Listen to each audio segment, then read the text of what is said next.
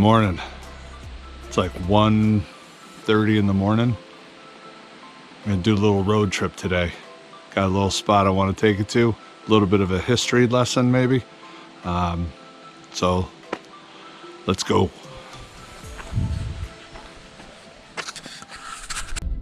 Please proceed to the highlighted route. All right, we're rocking and rolling.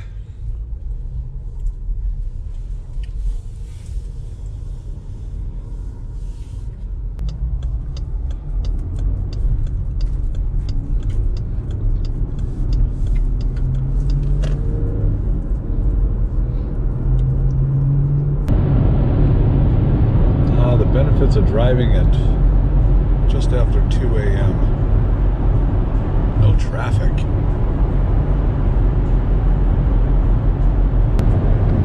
You just live in Connecticut and then in New York.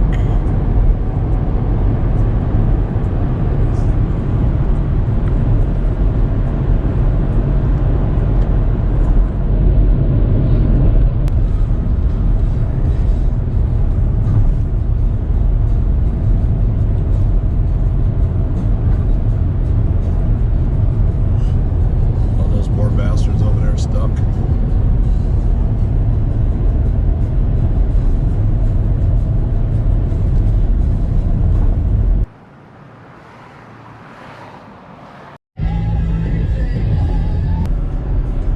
Seems like every time I come through here, it's just nothing but single lane highway. They've been working on this highway for years.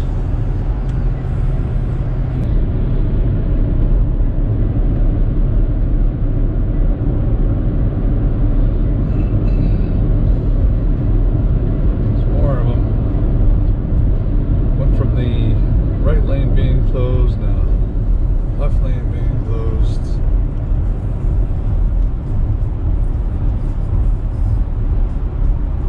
It's alright. We don't have far to go. See that on the screen.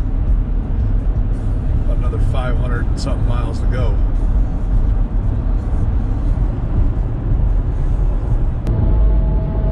Alright, the sun's finally starting to come up. It's actually to the left of us over there. Still in Pennsylvania. Be crossing the line soon into Maryland. So far the traveling's been pretty smooth. No complaints, no congestion, some construction, but we're still able to blast through it without any issues.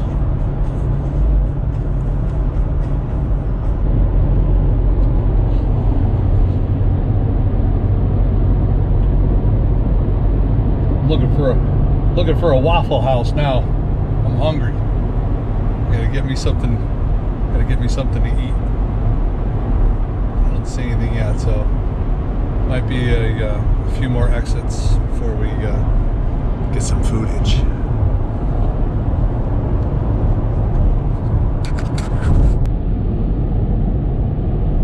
Yeah, no Waffle House yet. Passed one about 15 miles ago. Hopefully another one comes up soon.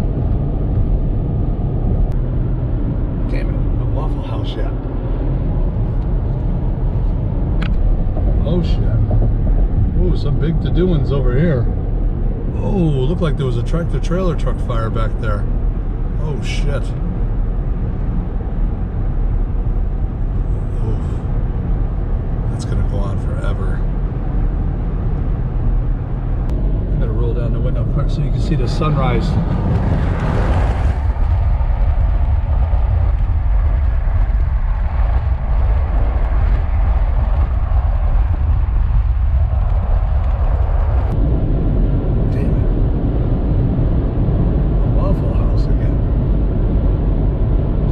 Drive. I want a Waffle House.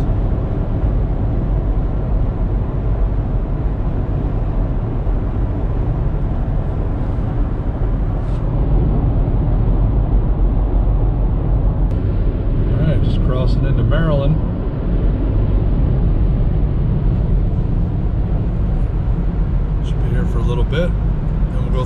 Virginia quickly, and then Virginia. Ooh, got some food signs up here. What's that? What is it?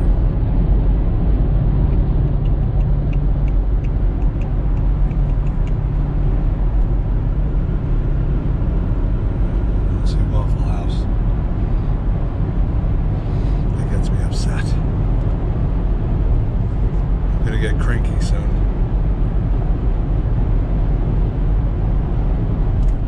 Another food sign up here. Let's see what it is. Yes! Waffle House, motherfuckers. Alright. There it is, Waffle House. On the other side of the road. I'm going for it.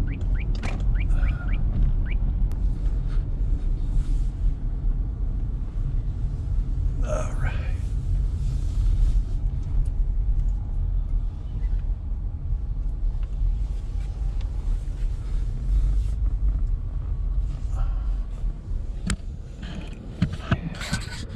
See y'all in a few. Alright, just got out of Waffle House. Please proceed to the highlighted route. Alright. Just filled up with some gas. We're good to go.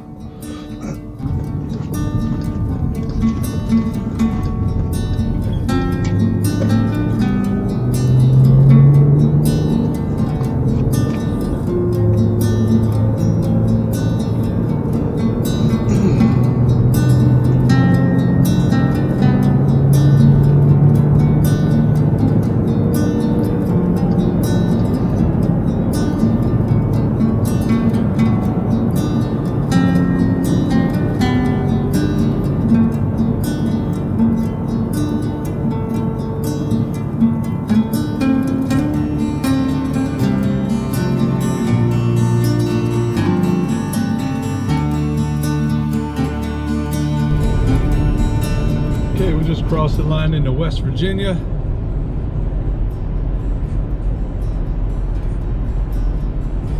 Traffic's been pretty good. I got no complaints. Big water tower there, Berkeley County, West Virginia.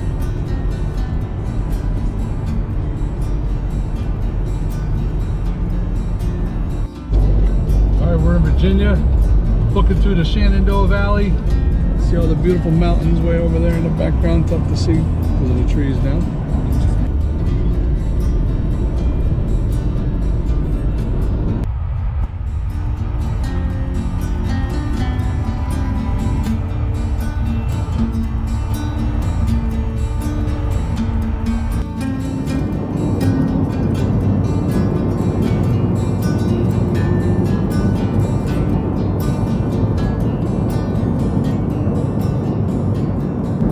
Just going out for a stroll, leaving the house about 2 a.m.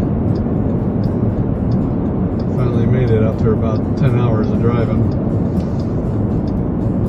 Just getting off an exit here in Virginia, a little town called, I believe it's pronounced Wytheville or Wytheville.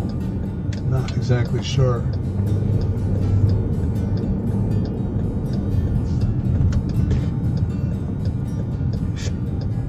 Not so much that I stopped here to get gas, but right across the street is a very, very cool old cemetery. So I'm gonna get gas. So right next to this service center here, it's an old cemetery. This cemetery was here about the early 1700s, and the church was settled by German settlers in the late 1700s. There's a cabin that's in the background. That was where the preacher and his wife lived, but that cabin was actually a couple miles away from this location. And in the early 80s, the property where that cabin was being taken, so they dismantled the cabin and moved it here to the property. So we're going to go over, we're going to check out some stones and maybe fly the drone around a little bit. Might be kind of cool. So before we head over to the cemetery, I just want to give you a brief history on the town of Wytheville. The town of Wytheville and the county seat of Wythe County in southwestern Virginia, United States. It is named after George Wythe, the signer of the United States Declaration of Independence and mentor to Thomas Jefferson. During the American Civil War, Wytheville had a strategic importance. It was attacked in 1863 in a raid called Toland's Raid, and in 1865, which was called Stoneman's 1865 Raid. The Wytheville Raid, or Toland's Raid, July 18, 1863, was an attack by an undersized Union brigade on a Confederate town during the American Civil War. Stoneman's Raid in 1865, also called Stoneman's Last Raid, was a military campaign in the Upper South during the American Civil War by Union cavalry troops led by General George Stoneman in the regions of eastern Tennessee, western North Carolina, and southwestern Virginia. Stoneman's 1865 raid covered over 600 miles in total length through 3 states. The town is also a birthplace of Edith Bullen Wilson and was the second wife of President Woodrow Wilson. George Wythe, born December 3, 1726, and passed on June 8, 1806, was the first American law professor, a noted classics scholar, a founding father of the United States, and a Virginia judge, the first of 7 Virginia seniorities of the United States Declaration of Independence. Wythe served as one of Virginia's representatives to the Continental Congress and Philadelphia Convention, and served on a committee that established the convention's rules and procedures. He left the convention before signing the United States Constitution to tend to his dying wife. Born into a wealthy Virginia planter family, Wythe established a legal career in Williamsburg, Virginia. After studying under his uncle, he became a member of the House of Burgesses in 1754 and helped oversee defense expenditures during the French and Indian War. He opposed the Stamp Act of 1765 and other British taxes imposed on the 13 colonies. He was also a delegate to Virginia's 1776 Constitutional Convention and helped design the Seal of Virginia. He remained particularly close to Thomas Jefferson and left him his substantial book collection in his will. Wythe became increasingly troubled by slavery and emancipated all his slaves at the end of the American Revolution. Wythe died in 1806, apparently from poisoning, and his grandnephew George Sweeney was tried and acquitted for Wythe's murder. Okay, so enough about the town of Wytheville. Let's go to the cemetery that's just on the outside of town. As we look quickly here on Google Earth, you can see the cemetery's location right off of Route 81, and the main town is just off to the south, just a little. First, St. John Lutheran's Church. St. John Lutheran's Church, formally organized in 1799, is an important Wythe County historical landmark located at the intersection of Interstate 81 and U.S. Routes 21 and 52. The congregation came into being as a result of the migration of German settlers into the western part of the county following the Revolutionary War. The Reverend George Daniel Flohr, born in Germany in 1763, was the founding father of the St. John Lutheran's Church and served as its first pastor from 1799 until his death in 1826. His home, the log cabin that's on the property now, was located about 1 mile north of the church, was built on 47 acres of land purchased in 1807 by Pastor Flohr from Andrew Brown, who was an elder of the congregation. It is uncertain whether the house was built by Flohr or whether it was on the property when he purchased it. The original structure was a 2-room house constructed of logs. It has a large fireplace made of native stone used for heating and cooking, and all indications are that it had a dirt floor. The house was later enlarged with 2 additional rooms and other structural improvements. After Pastor Flohr's death in 1826, the home was owned by his widow, Elizabeth Flohr, until her death in 1858. The Flohr house has been owned by a number of persons since that time. In 1984, when the house faced destruction for real estate development, effort was initiated to save the old floor home and to relocate it onto the St. John's Church property. The house was purchased by Everett Keegley, then disassembled, moved to the new site, and reassembled using stone from a spring house and chimney for the foundation. The project to develop this house into a museum continues as funds become available from private contributions. St. John's Cemetery. The precise time when the present burial ground was first occupied as God's Acre cannot be asserted from church or civil records.